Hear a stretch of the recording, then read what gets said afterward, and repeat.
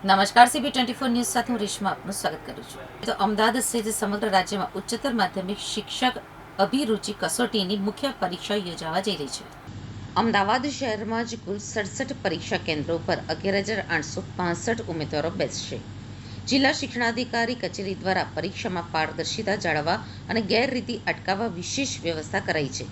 તો તમામ કેન્દ્રો પર CCTV કેમેરાથી દેખરેખ રખાશે, તેમજ કેન્દ્ર સંચાલકો, સુપરવાઇઝરો, ઓબ્ઝર્વરો અને સરકારી પ્રતિનિધિઓની નિમણૂક કરી તેમને જરૂરી તાલીમ પણ આપવામાં આવી છે.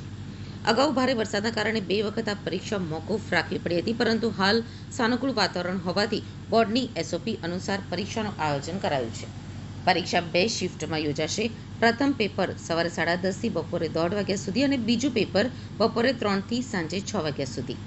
ઉલ્લેખનીય છે કે પ્રિલિમિનરી કસોટીમાં 1,47,584 ઉમેદવારોએ પરીક્ષા આપી હતી, જેમાંથી 70 કે તેથી વધુ ગુણ મેળવી પાત્ર ઠરેલા 51,971 ઉમેદવારો આ મુખ્ય પરીક્ષા આપી રહ્યા છે.